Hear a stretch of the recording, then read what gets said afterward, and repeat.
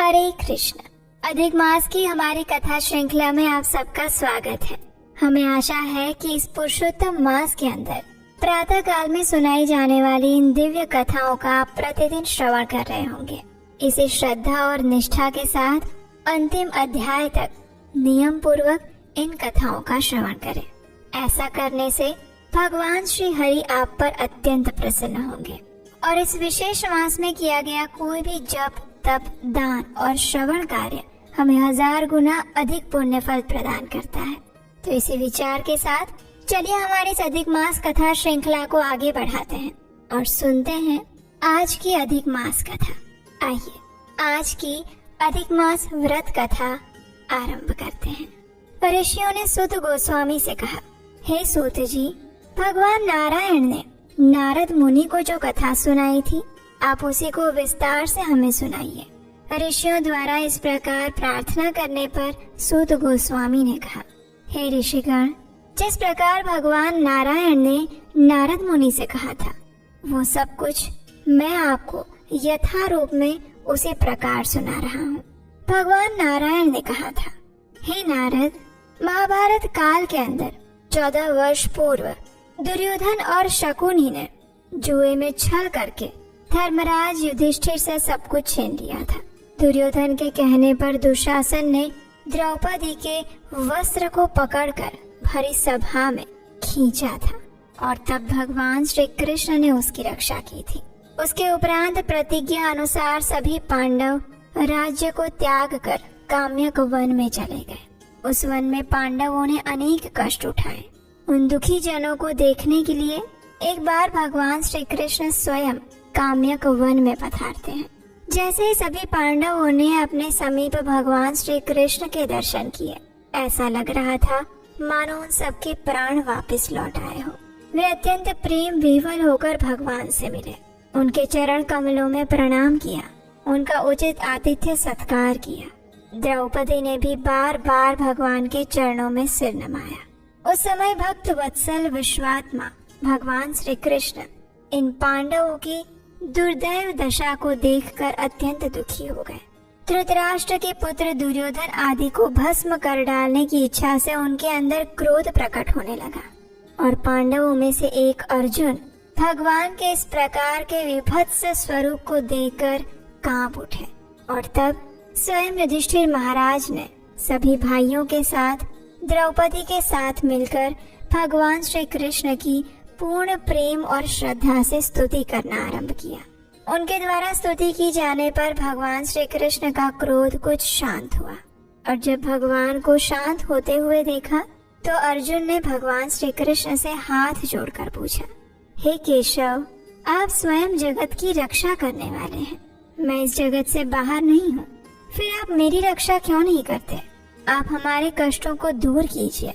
आप तो सर्वज्ञ हैं, सब कुछ जानते हैं।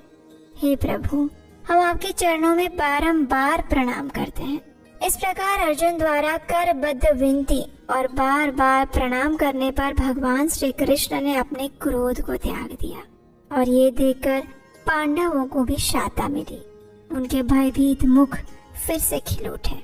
कथा को आगे बढ़ाते हुए भगवान श्री नारायण ने नारद मुनि से कहा, हे नारद, भगवान को प्रसन्न देखकर अर्जुन ने भगवान श्री कृष्ण से ठीक यही प्रश्न किया था जो आप सबने मुझसे किया है। तब श्री कृष्ण ने 2 घड़ी ध्यान लगाया और फिर पांडवों के हित के लिए इस प्रकार कहने लगे। भगवान श्री कृष्ण ने कहा, हे राजन, आपने ये अनोखा प्रश्न किया। इसका उत्तर देने में मैं अपने आप को समर्थ पाता हूँ। चैत्र आदि मास, पक्ष, नाड़िकाएं, याम, त्रियाम, ऋतु, मुहूर्त, उत्तरायण, दक्षिणायन, वर्ष, युग, परार्ध, अंत और इन सब से परे नदी, समुद्र, झील, कुएं, बावड़ी, पल्लव, निर्झर, लता, वृक्ष, औषधि वृक्ष, बांस वृक्ष, वनस्पति, पूर, ग्राम, नगर, पर्वत आदि सब के सब मूर्तिमान स्वरूप में हैं और अपने अपने गुणों के कारण ही पूज्य बताए गए हैं और इन सब में कोई नहीं है जो अपूज्य और स्वामी रहित हो। हे पांडुपुत्र, इन सभी में एक अधिक मास ही ऐसा था जिसका कोई स्वामी नहीं था। स्वामी विहीन होने के कारण सभी व्यक्ति उसे अनाथ, स्वामीहीन और निंदनीय समझते थे। वो अपूज्य और मलमास, रवि, संक्रांतिहीन आदि नामों से पुकारा जाता था। शुभ कर्मों के लिए इसे त्याज्य कहकर निंदा की जाती थी।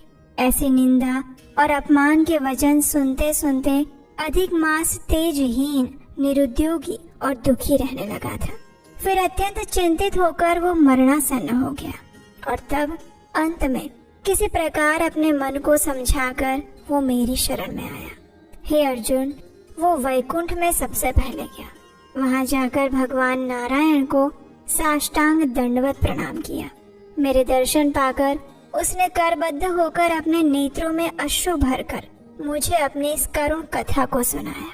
और वो करुण कथा क्या थी, वो हम सुनेंगे हमारी इसी अधिक मास कथा श्रृंखला की अगली कड़ी में, कल प्रातः काल। लेकिन उससे पहले आइए हम हमारी इसी श्रीमद् भागवतम कथा श्रृंखला की आज की कड़ी का श्रवण करते हैं और सुनते हैं एक और सुंदर पौराणिक कथा इसी अधिक मास के उपलक्ष्य में। क्या आप जानते हैं पुरुषोत्तम मास में की गई छोटी सी भक्ति भी कई गुना फल देती है। लेकिन अगर नियम सही ना हो तो इतने दुर्लभ महीने का पूरा लाभ नहीं मिल पाता। और ये पवित्र अधिक मास अब अगले 3 साल बाद आएगा।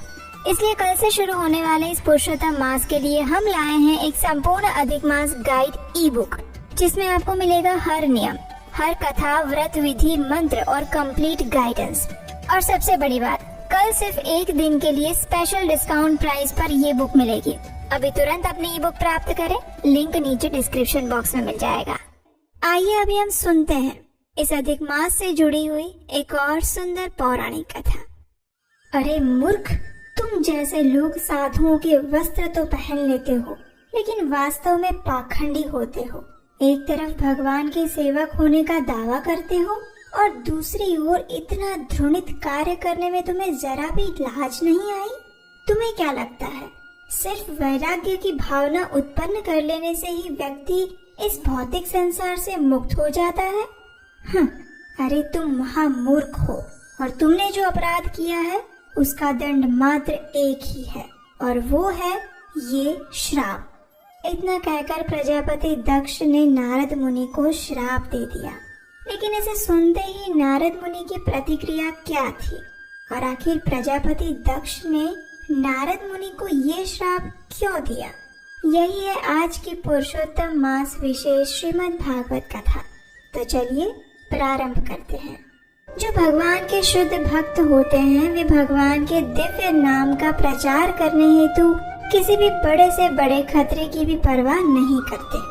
उसके लिए फिर उन्हें आशीर्वाद मिले या अभिश्राप, उनके जीवन का उद्देश्य तो मात्र भगवान के नाम, रूप और लीलाओं का प्रचार करना होता है। एक बार ऐसा ही एक अनजान खतरा मोड़ लिया था नारद मुनि ने। अब क्या हुआ था कि उस समय ब्रह्मा जी के दिन का प्रारंभ हुआ था। उनकी इच्छा यही थी कि उनकी संतानें आगे चलकर इस सृष्टि का विस्तार करें। तो इसी उद्देश्य से प्रचेताओं के पुत्र दक्ष ने भी भगवान विष्णु की घोर तपस्या करना आरंभ किया। अनेक वर्षों तक उन्होंने कठोर अनुष्ठानों का पालन किया और भगवान श्री हरि को हंस गुह्य प्रार्थनाएं अर्पित की। दक्ष द्वारा किए गए इतने कठोर परिश्रम और प्रार्थनाओं को सुनकर भगवान श्री विष्णु उनके ऊपर प्रसन्न हुए और उस पवित्र स्थान पर प्रकट हुए। कृतपादः सुपर्णां से प्रलम्बाष्ट महाभुजः चक्र शंखासि चर्मेषु धनुः पाश गदाधरः पीतवासा घनश्यामः प्रसन्नवदने क्षणः वनमाला निवितांगो लसश्रीवत्स कौस्तुभः महाकिरीटकटकः स्फुरन्मकरकुण्डलः काञ्च अङ्गुलीयवलय नूपुराङ्गदभूषितः।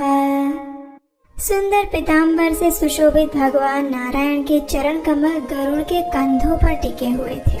उन्होंने अपनी अष्टभुजाओं में अनेक शस्त्र धारण किए थे।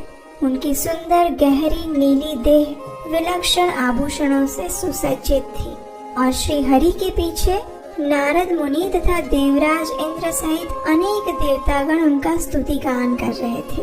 भगवान का ऐसा दैदीप्यमान स्वरूप देखकर पहले तो दक्ष घबरा गए, फिर किसी प्रकार उन्होंने हिम्मत जुटाई और अत्यंत आनंद पूर्वक भगवान को प्रणाम अर्पित किए। इस दिव्य प्रेम आवेश में दक्ष कुछ बोल नहीं पाए, लेकिन भगवान तो उनके मन की बात जानते थे ना, इसलिए उन्होंने दक्ष से कहा, हे प्राचेतस, मुझ में तुम्हारी दृढ़ श्रद्धा होने के कारण आज तुमने दिव्य आनंद के स्तर को प्राप्त किया है। तुम्हारी भक्ति और तपस्या के सुयोग से तुम्हारा जीवन सफल हो गया है। प्रिय दक्ष, पंचजन प्रजापति की सुशील पुत्री है आसक्ति। मैं चाहता हूँ तुम उनके साथ विवाह करो और फिर धर्मयुक्त जीवन के साथ तुम दोनों सैकड़ों संतानें उत्पन्न करो।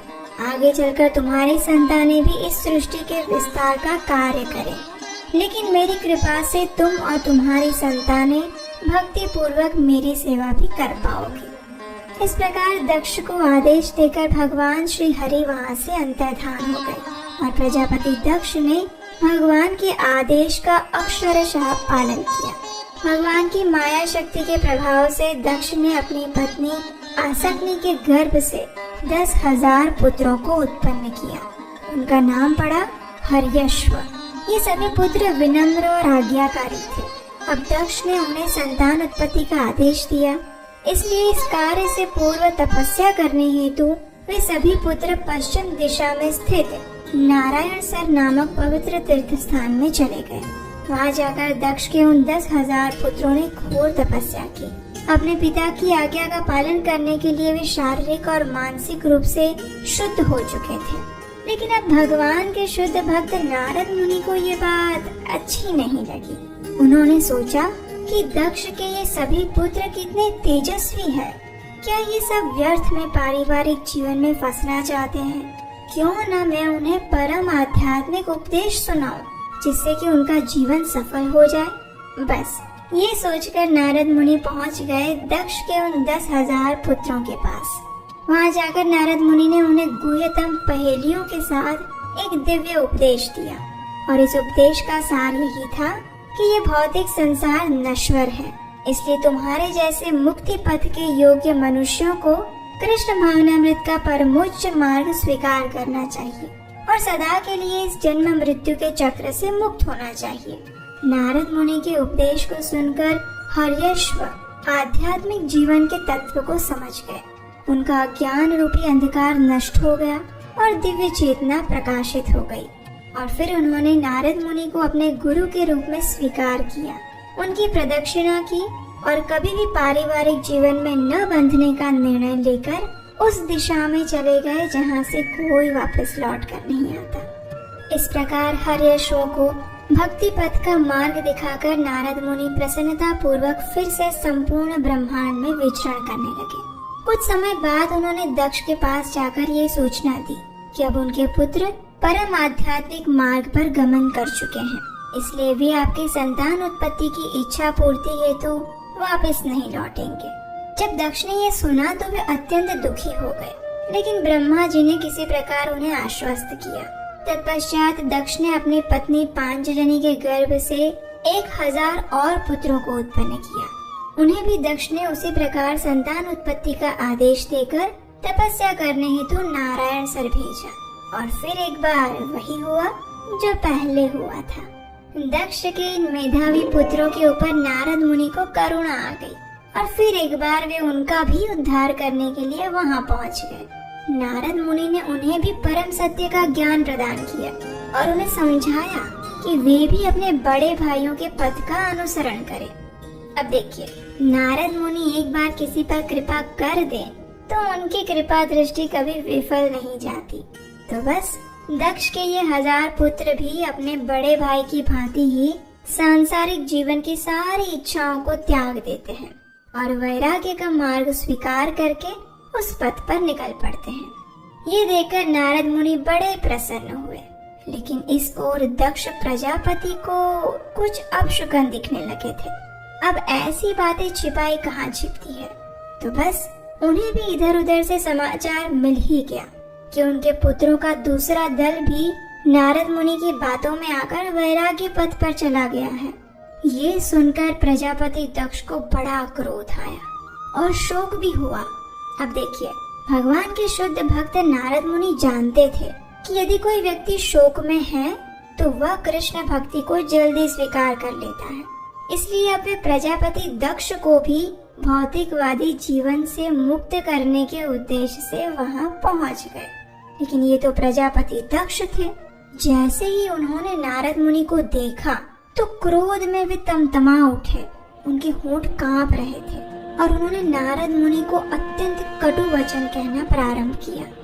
दक्ष ने नारद मुनि से कहा, अरे मूर्ख, तुम जैसे लोग साधुओं के वस्त्र तो पहन लेते हो लेकिन वास्तव में पाखंडी होते हो। एक तरफ भगवान के सेवक होने का दावा करते हो और दूसरी ओर इतना घृणित कार्य करने में तुम्हें जरा भी लाज नहीं आई।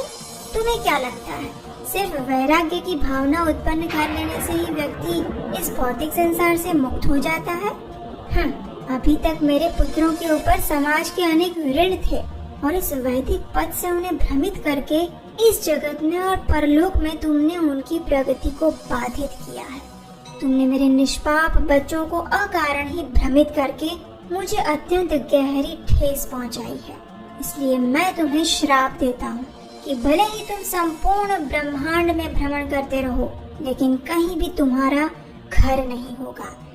जब नारद मुनि ने ये श्राप सुना तो वे मंद मंद मुस्कुराए और उन्होंने कहा, तद बाढ़म, अर्थात ऐसा ही हो। अब देखिए, नारद मुनि के अंदर दक्ष को प्रतिश्राप देने की क्षमता थी, लेकिन उन्होंने ऐसा किया नहीं क्योंकि वे एक सहनशील और दयालु साधु थे। इसलिए उन्होंने इसे भगवान की इच्छा के रूप में स्वीकार किया और फिर एक बार भगवान की शुद्ध भक्ति का प्रचार करने के लिए निकल पड़े। ऐसे ही तो होते हैं सच्चे भक्त, है ना? तो ये थी आज की श्रीमद् भागवतम की विशेष कथा। इस पुरुषोत्तम मास में प्रतिदिन ऐसी ही पौराणिक कथाएं सुनने के लिए आपके अपने इस चैनल को सब्सक्राइब करना मत भूलिएगा और हम आपसे मिलेंगे एक और सुंदर कथा के साथ बहुत जल्द। हरे कृष्णा।